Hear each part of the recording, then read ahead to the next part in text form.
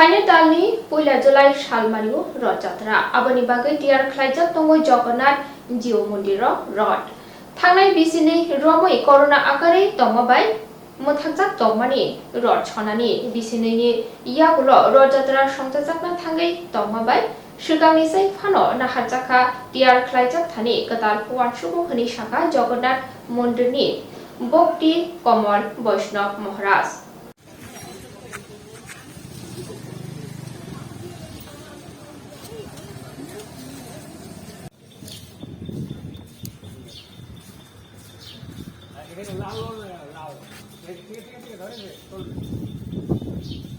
हमने दिया बरा देबो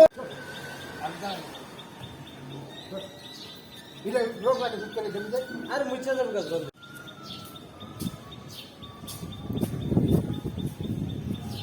এতিয়া আর বেহাল বেহাল আর একটা কালো দিবস পালন করে বিজিবির উকিলরা টাইম টুমটা পাইছি না আচ্ছা বউ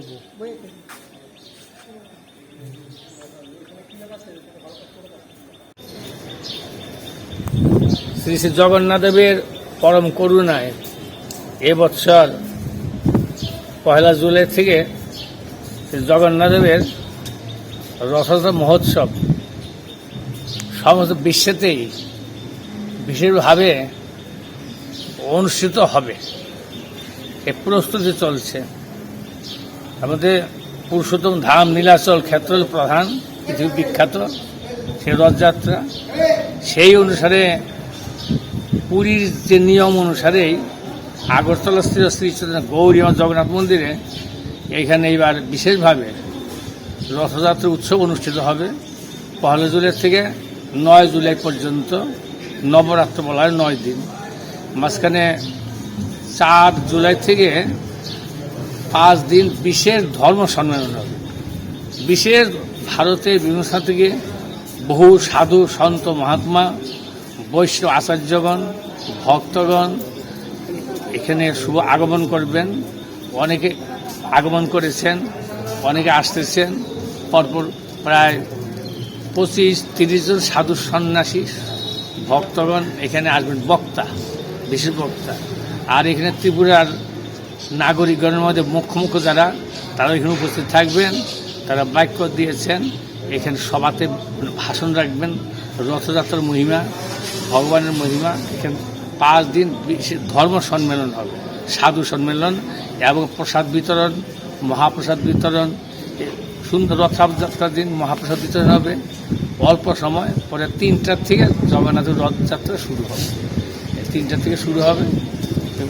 আমাদের বিভিন্ন স্থান, শহরের মুখ্য স্থান পরিভ্রমণ করা হবে। রথযাত্রা কেন বেরোয়? ভগবান পতিত পাবন জগন্নাথের পতিতকে উদ্ধার করার জন্য, পতিত জীবকে উদ্ধার করার জন্য, তাকে জ্ঞান প্রদান করবার জন্য, দুঃখ দূর করার জন্য, আনন্দ দেবার জন্য। আনন্দ ভগবান জগন্নাথ রূপেতে রথেতে সেই আরোহণ করে তিনি ভক্তকে দর্শন দিয়ে তাদের প্রাণ সুশীতল করেন। হ্যাঁ, আর জগন্নাথের এই মহিমা, তিনি বছরে একবার মন্দিরে থাকেন তো পুরীতে, একবার তার জন্মস্থানে যান। পুরীতে তার জন্মস্থানের হল কোথায়? গুন্ডিচা মন্দির, যেখানে আবির্ভূত হয়েছেন জগন্নাথের। সত্যযুগের কাহিনী, পুরাণের কাহিনী, যেখানে আবির্ভূত হয়েছে, যেখান থেকে সেইখানে বছরে একবার যান। সেইটা বৃন্দাবন ধাম। আর যেখানে তিনি জগন্নাথ অবস্থান করেন সেগুলো দ্বারক ঐশ্বর্য পীঠ। আর সেখানে গুন্ডিচা মন্দিরের মাধুর্য পীঠ, বৃন্দাবন ধাম, মধুর বৃন্দাবন। কিন্তু জগন্নাথ প্রত্যেক বছর ভক্তকে দর্শন দেন।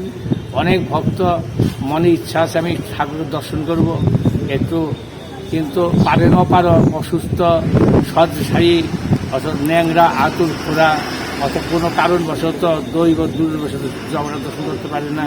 এরা জগন্নাথের কৃপা করে তার দর্শন দেওয়ার জন্য রথায়ণ সকলকে দর্শন দেন। ভগবানের দৃষ্টি হলো অমৃত দৃষ্টি। ভগবানের তাকান সব অমৃত হয়ে যায়, অশুভ চলে যায়, শুভ, পরম শান্তি, পরম আনন্দ। এই রথযাত্রাতে সকল ভক্তগণ আগমন করেন। বহু লক্ষাধিক, একদিন আগরতলা জগন্নাথ মন্দিরেতে লক্ষাধিক ভক্তগণ, ভক্ত জনস্রোত। প্রথম রথ, দ্বিতীয় রথ, বিভিন্ন অনুষ্ঠানে এখানে ভক্ত জনস্রোত, এত ভক্ত হয়, জগন্নাথের কৃপা সকলকে আকর্ষণ করেন, তাদের মনে প্রেরণা দেন বলে তারা আসেন, এসে আনন্দ করেন, উৎসব করেন। এটাকে সকলের একটা মিলনের স্থান, সমস্ত জাতি নির্বিশেষে সকলেরই এখানে মিলনের স্থান।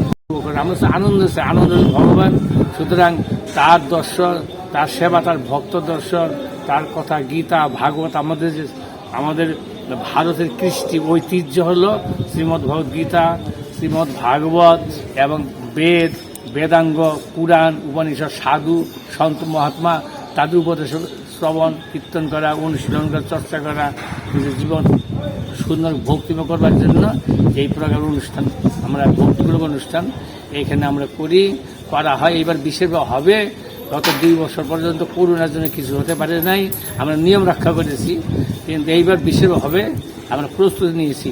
এখন জগন্নাথ ইচ্ছা, গুরু বৈষ্ণব যা ইচ্ছা সেটি হবে। গুরু বৈষ্ণব ভগবান কি জয়।